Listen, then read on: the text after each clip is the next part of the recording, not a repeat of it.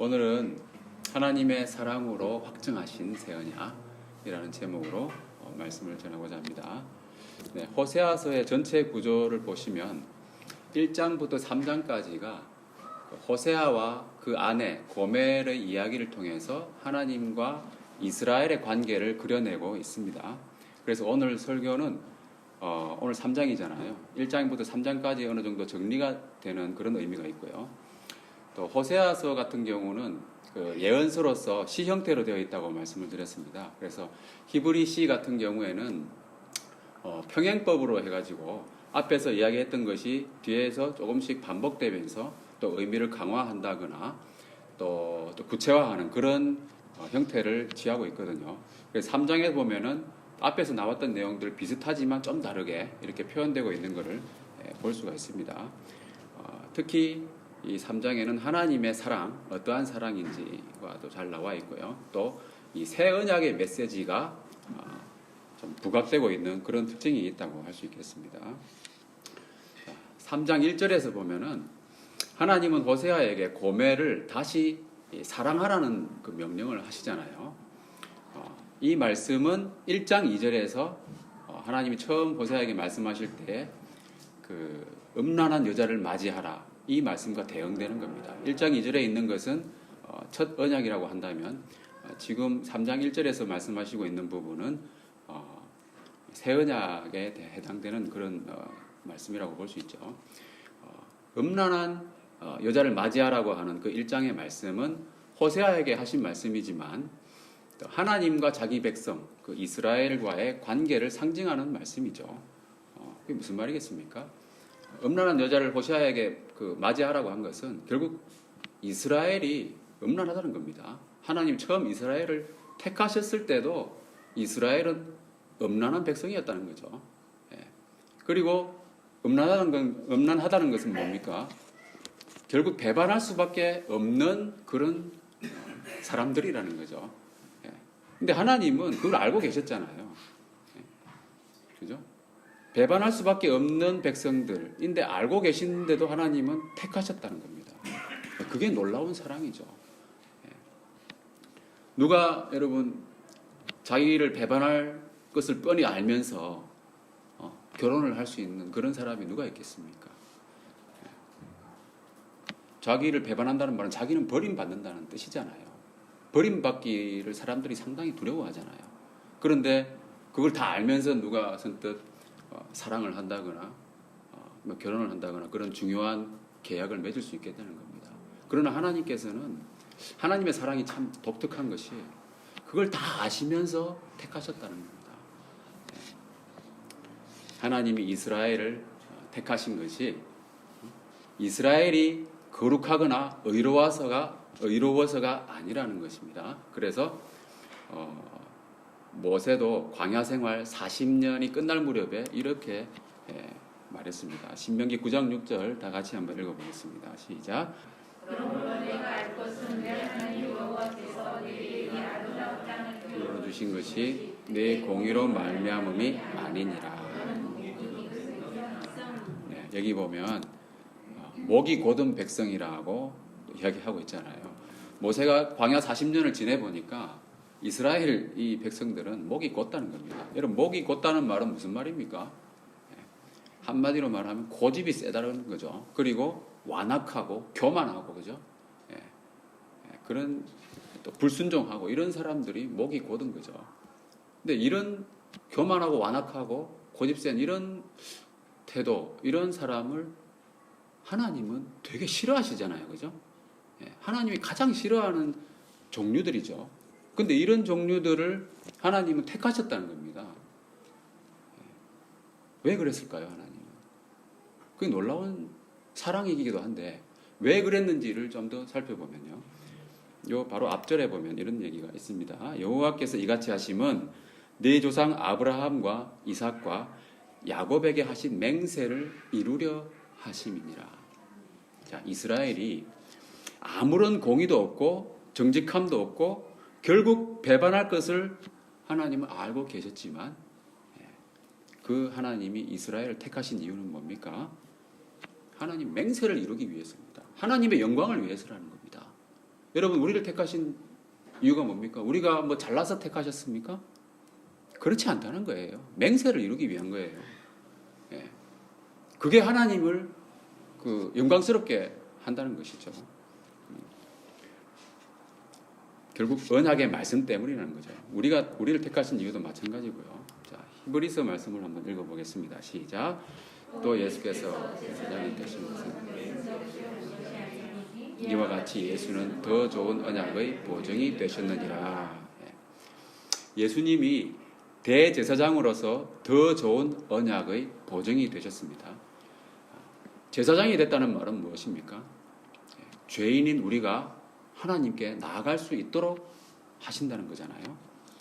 예수님 우리와 함께 거하시면은 우리는 언제든지 하나님께 나아갈 수 있다는 거죠.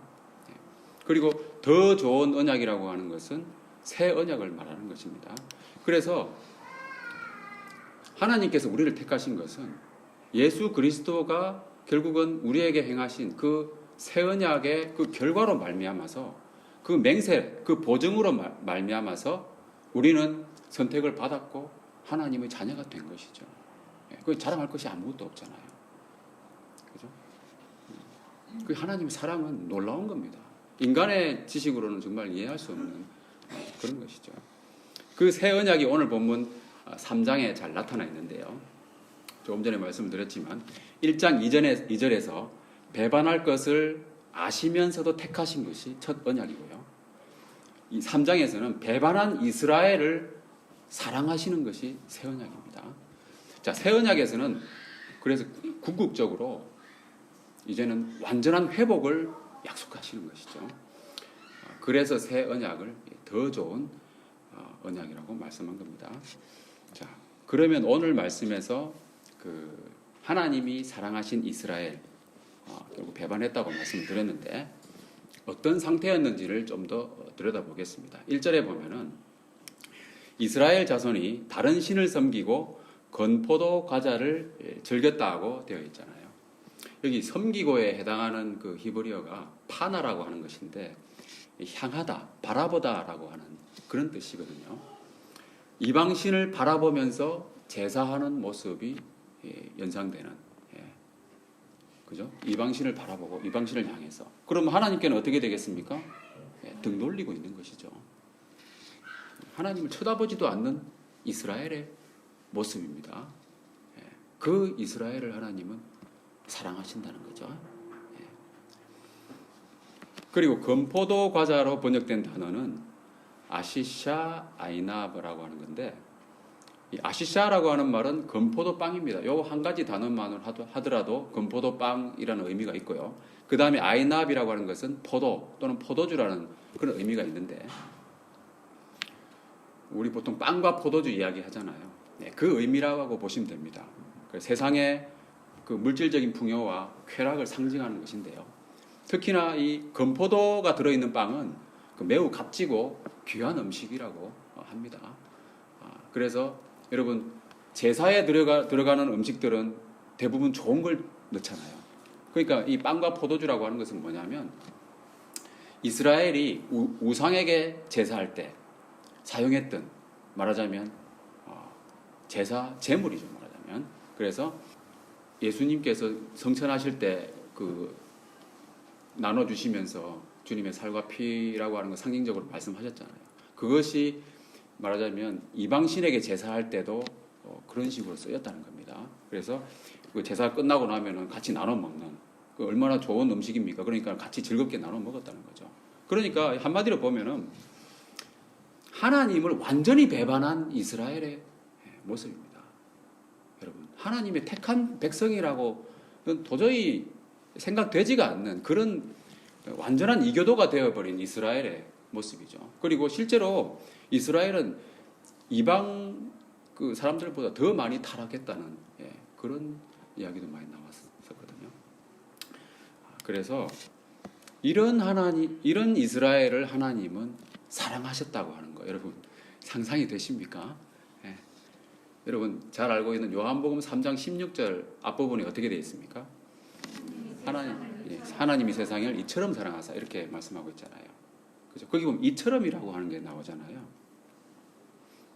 하나님이 세상을 사랑하셨다고 하는데 그 어떤 세상이냐? 이처럼 사랑할 만한 세상이냐 과연?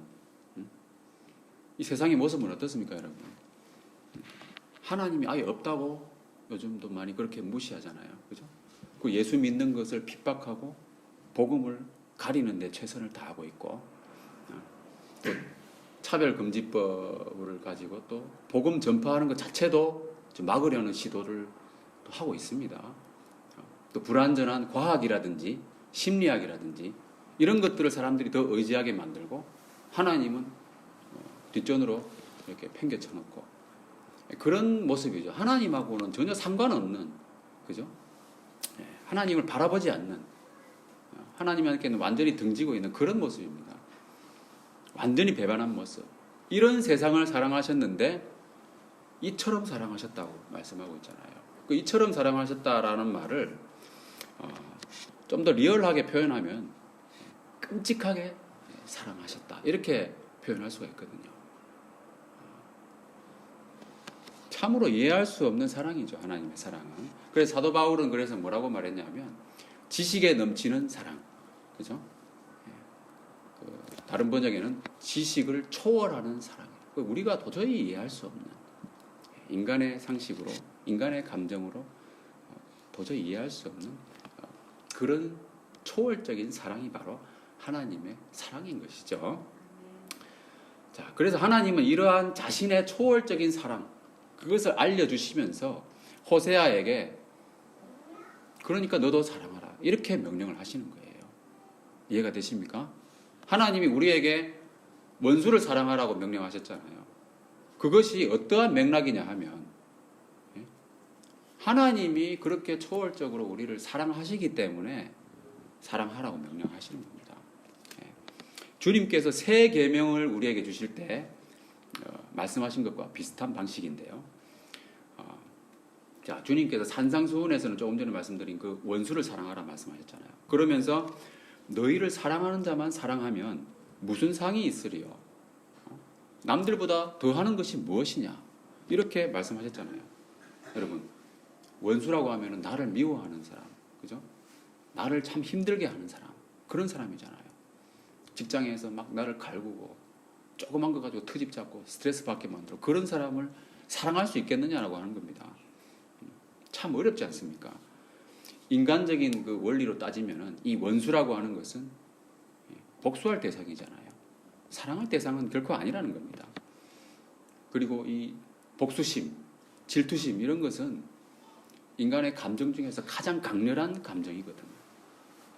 그러한 강한 감정을 억누르고 사랑한다고 하는 것은 인간의 그 원리와 감정으로는 도저히 불가능한 것이죠. 그래서 하나님이 부어주셔야만 그러한 사랑이 가능하다는 겁니다. 그래서 주님께서는 새 계명을 주실 때 이렇게 말씀하셨습니다. 다 같이 읽어보겠습니다. 요한복음 13장 34절 시작. 새 계명을 너희에게 주노니 내가 너희를 사랑한 것 같이. 네. 주님께서 사랑하라는 계명을 주실 때는 내가 너희를 사랑한 것 같이, 그죠? 이렇게 말씀하신 겁니다. 우리가 진짜 사랑을 실천하려면 내 마음에 이렇게 감정적으로 좋아서 사랑하고 이런 게 아니라는 거예요. 명령을 행하는 겁니다. 그 명령을 행하는 것이 그것은 의지가 반영되기도 하지만 우리가 하나님의 사랑을 생각하고 주님께서 나를 얼마나 사랑하셨는가를 기억하고 떠올리고, 그죠? 그렇게 해야만 이게 가능하다는 거예요. 내가 얼마나 죄인인가, 내가 하나님 앞에서 얼마나 미약한 존재인가, 그죠? 이런 것들을 평소에 잘 또 묵상하고요. 주님의 사랑에 대해서 많이 묵상하고 깨닫고 이렇게 해야만 다른 사람을 사랑할 수가 있는 거죠. 여러분, 자녀를 사랑하기는 좀 더 쉽지 않습니까? 이 사랑하는 애정이 막 생기잖아요, 그렇죠? 그런데 저도 아이를 키우고 있지만 아이들이 말을 안 들으면은 이 마음이 그렇게 이렇게 말하자면 사랑하는 마음이 별로 안 생겨요. 사랑스럽게 보이지가 않는다는 거죠. 그럴 때도 이 말씀 하나님 나를 얼마나 사랑하시고 용서하시고 하셨는가. 이걸 생각해 보면은 그런 힘이 생긴다는 거죠. 그거는 결코 사람에게서 나오는 그 사랑이 아니라는 거죠. 하나님의 사랑으로 사랑한다는 것이죠. 그것도 믿음으로 사랑하는 것이기도 하고요. 여러분, 그 한국 교회에서 가장 그 존경받는 목회자 중에 한 분인데, 그 손양원 목사님이라고 혹시 아시는지 모르겠는데요. 그 목사님의 이야기가 있습니다. 그 1948년도에 여수 순천 사건 때에 그 목사님의 두 아들이 공산당원들한테 잡혀가지고 총살을 당했잖아요. 나중에는 그 총살시킨 그 안재선이라고 하는 사람이 붙잡혔습니다. 붙잡혀가지고 결국 사형에 처하게 될 것이다. 이것을 이제 그 목사님이 알게 된 거죠. 그 목사님은 두 아들을 잃은 그 충격에 빠져가지고 엄청나게 비통해 했었죠. 그런데 나중에 체포돼가지고 자기 두 아들을 죽인 공산당, 그죠? 그 사람이 결국 사형에 처하게 될 걸 알고 나니까는 밤새 기도를 했답니다. 밤을 새워서 통곡하고 기도하고 그러면서 아침에 이제 교회를 나오면서 하는 말이 저 영혼이 불쌍해서 어떡하나.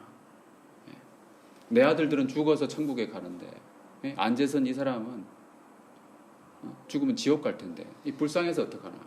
여러분, 그런 마음을 어떻게 사람이 가질 수 있겠습니까? 천국과 지옥이 있다고 하는 걸 분명히 믿어야 가능한 거잖아요. 그죠? 그리고 자기 자신이 하나님께 받은 사랑, 그런 것들이 있기 때문에 가능한 거죠. 그래서 결국 어떻게 했습니까? 그 목사님은 그 두 아들을 죽인 안재선을 풀어달라고, 그죠? 때리지도 못하게 하고 결국 양아들 삼았어요. 자기 아들 삼겠다 해가지고 그렇게 적극적인 활동을 해가지고 같이 살게 됐다는 거죠. 하나님의 사랑을 깊이 깨닫고 감사하는 사람이 아니라면은 도저히 일어날 수 없는 그런 일이지 않습니까?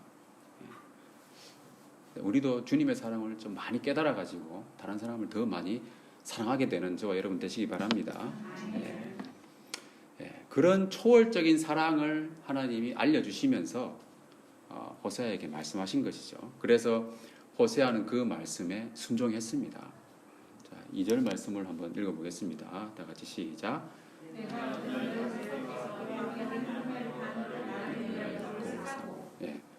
호세아는 값을 치르고 자기 아내를 다시 사왔습니다.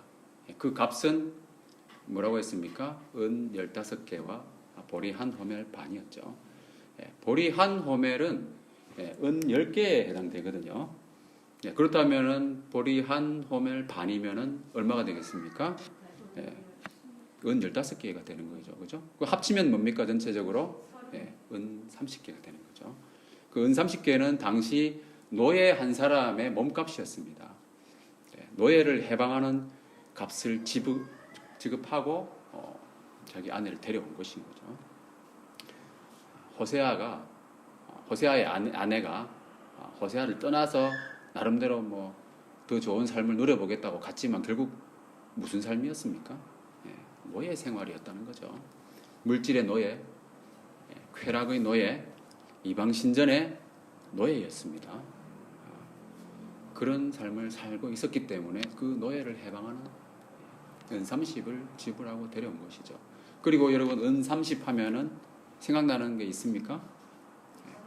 가룟 유다가 예수님을 팔아 넘기고 그 몸값으로 받은 금액이죠. 그래서 예수님의 몸값입니다. 그래서 하나님은 예수님의 몸값을 지불하시고 우리를 사셨다는 그런 의미.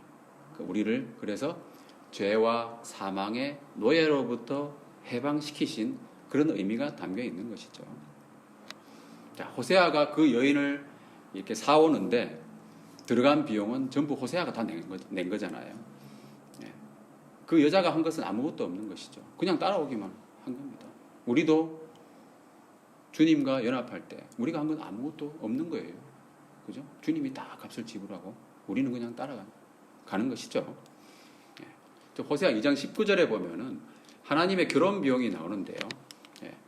호세아가 그랬던 것처럼 이 모든 비용을 하나님이 다 내신다고 나와 있잖아요. 어떤 것입니까? 2장 19절 다 같이 한번 읽어보겠습니다. 시작.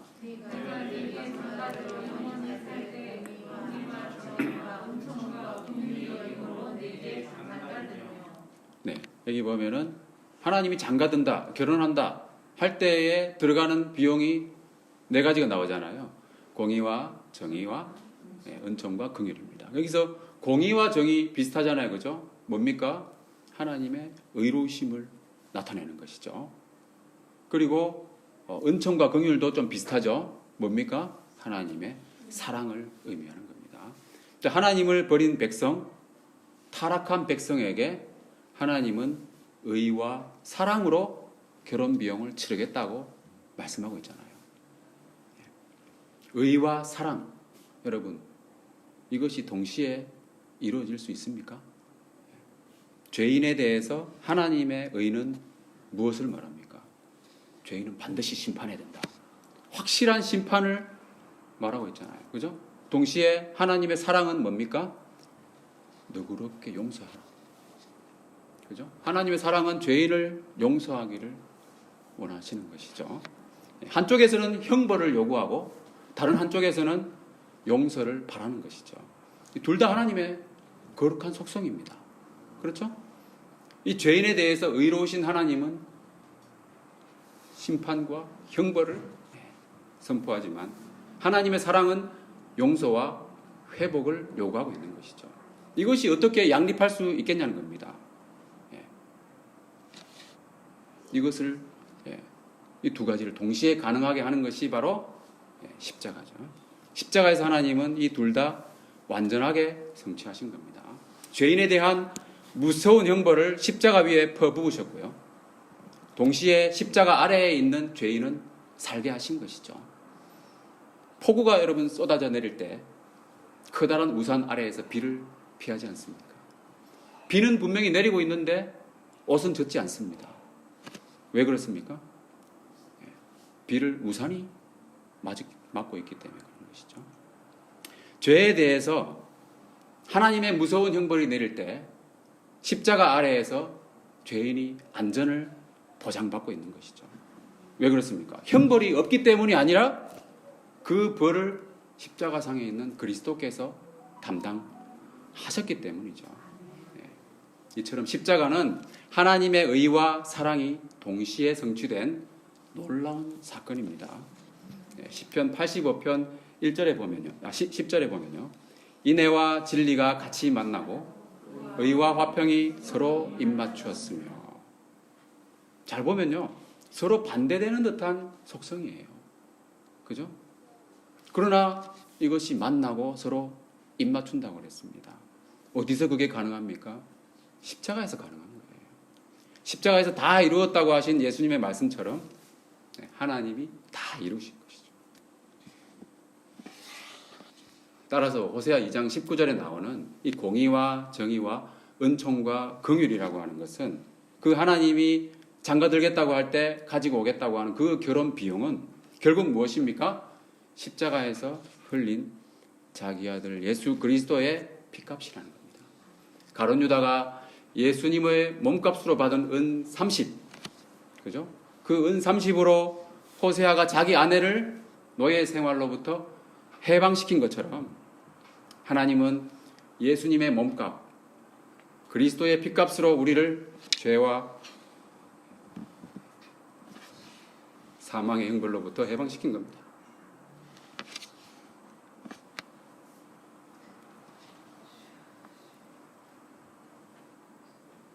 네, 이 부분을 좀 더 들여다보면요. 네, 이렇습니다. 우리 인간은 하나님을 등지고요. 네, 모든 수고와 노력을 통해 가지고 자기 만족과 물질적인 풍요와 쾌락을 추구하지 않습니까?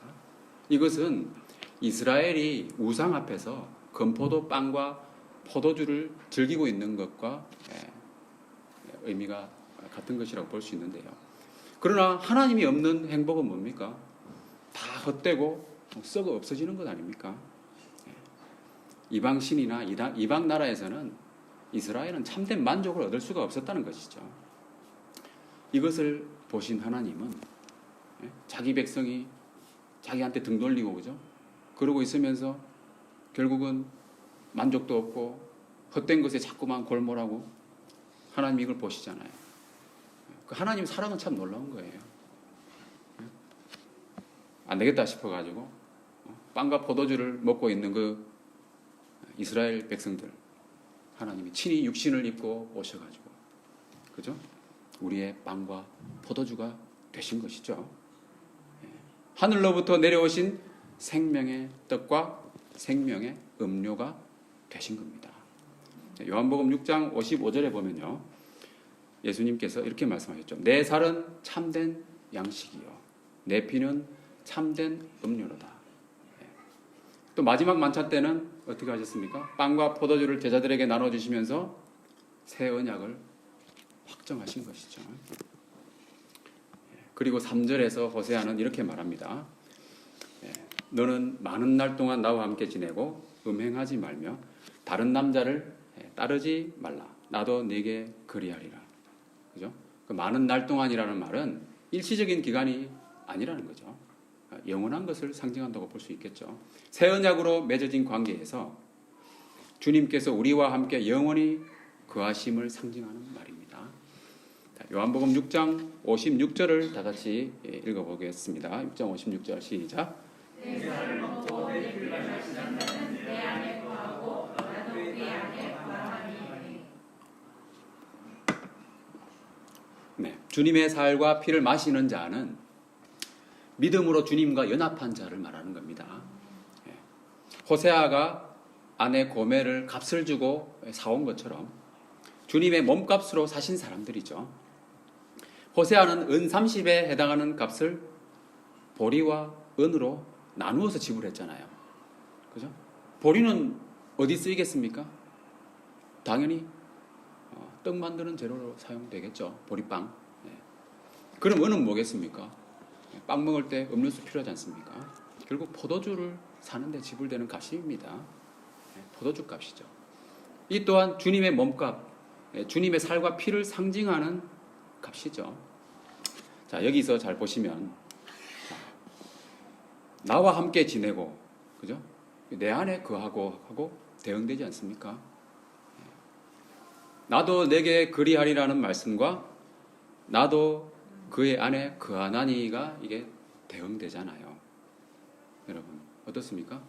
이 호세아서에서 이 새 언약의 말씀이 이렇게 구체적으로 예표되고 있다는 거 참 놀랍지 않습니까, 여러분?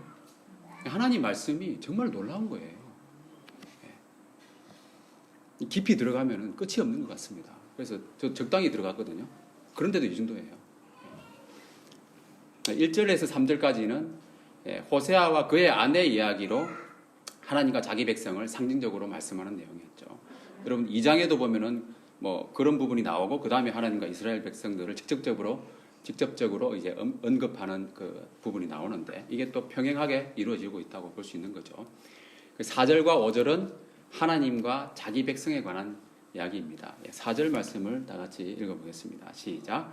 이스라엘 자손들이 많은 날 동안 왕도 없고 지도자도 없고 제사도 없고 주상도 없고 레봇도 없고 드라빔도 입시지 못하다. 한마디로 말하면 아무것도 없는 상태가 된다는 거죠. 뭐냐면 이스라엘이 결국은 포로로 끌려가서 궁핍한 상태를 표현하고 있는 그런 말씀입니다. 그런데 뭡니까? 그런 지난주에도 제가 말씀을 드렸지만 거친 들로 가서 아무것도 없는 광야로 가서 그죠? 빈들로 가서 거기서 하나님을 만난다는 겁니다. 그게 참 놀라운 것이죠. 근데 특별히 또 우리가 생각해 볼 것은 아무것도 없는 그죠? 가진 것 아무것도 없는 궁핍한 상태에 나를 하나님이 찾아오신다는 거잖아요. 근데 그게 참 놀라운 하나님의 사랑이라는 겁니다. 더 이상 뭐 소망을 가지기 어려운 그죠? 죽음의 계곡, 악월 골짜기에서 소망의 문을 그죠? 말씀하셨잖아요. 아무런 그 사회 제도나 종교적인 의식도 없는 상태. 여기 보면은 뭐 왕도 없고 지도자도 없고 이게 다 사회 제도를 말하는 겁니다. 그리고 제사장도 없고 그런 것들은 결국은 종교적인 의식 그런 것들을 말하는 것이죠. 눈에 보이는 그런 형태들. 그런 것도 없는데 하나님을 만나게 된다는 거죠. 결국 알고 보면은 하나님은 사실 그런 형식에 갇혀 있는 분이 아니잖아요. 실제로 우리가 요즘 많이 경험하고 있지 않습니까? 코로나 상황에서 예배가 제한되고 모임도 어렵습니다. 그렇지만은 우리는 하나님을 어떤 면에서는 더 깊이 만날 수가 있는 거예요. 아무것도 없는 그런 상황은 오히려 하나님을 더 진실하게 만나라고 하나님이 주신 기회로 우리가 여겨야 된다는 겁니다. 눈에 보이는 것은 아무것도 없는 거예요. 눈에 보이는 의지할 만한 것은 아무것도 없기 때문에 결국 우리가 보이지 아니하시는 하나님을 찾게 되는 것이죠. 의지할 것이 아무것도 없는 눈에 보이는 것들. 그런 것이 아무것도 없는 상태에서 하나님을 찾아야 하는 그런 상황은 우리도 평소에도 자주 경험하시죠. 저 같은 경우는 어디에도 말씀을 준비하면서 도대체 내가 이 호세아 3장에서 뭘 전해야 될지 모르겠더라고요. 점심 먹을 때까지 이게 명확하게 떠오르지 않아가지고 참 답답하고 정말 힘들었습니다. 근데 기도하고 저 자신의 이해력이나 지식으로 설교를 준비하려고 하면은 너무 부담되는 거예요. 하나님 말씀 부어주십시오. 하나님께 기도하고 하나님 주시는 말씀만 전하려고 그런 믿음 가운데 있다 보니까 평안이 오더라고요. 평안이 있더라고요. 그래서 5절 말씀에 보면 다 같이 5절 말씀 읽어보겠습니다. 시작.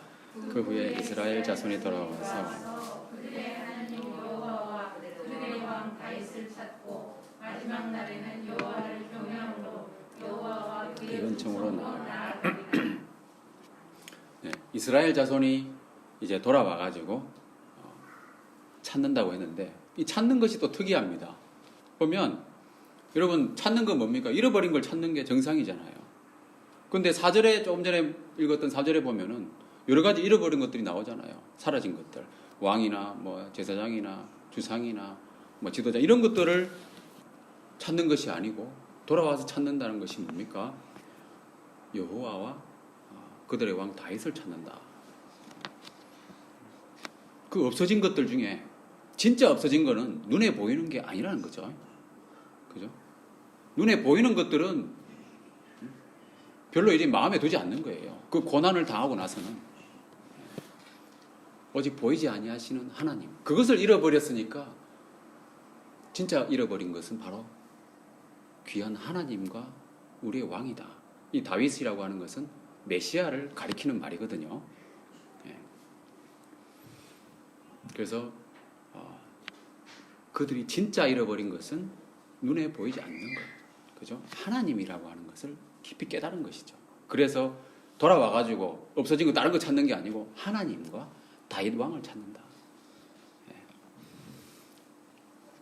그러다가 마지막 날에는 여호와를 경외함으로 여호와와 그의 은총으로 나아간다 그랬습니다. 여호와를 경외함으로 나아간다는 말은 두려워 떨면서 나아간다는 그런 뜻입니다.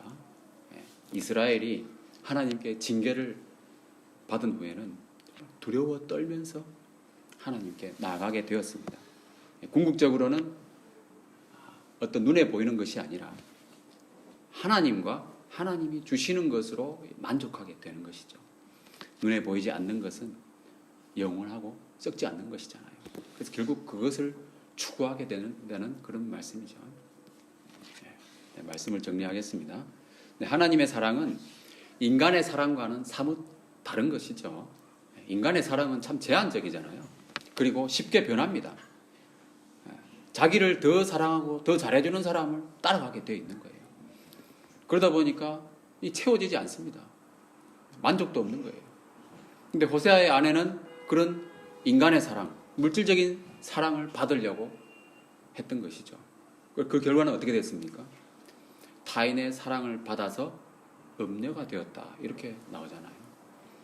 다른 사람의 사랑을 받으려고 이렇게 하다가 결국 노예 생활로 전락하고 만 것이죠.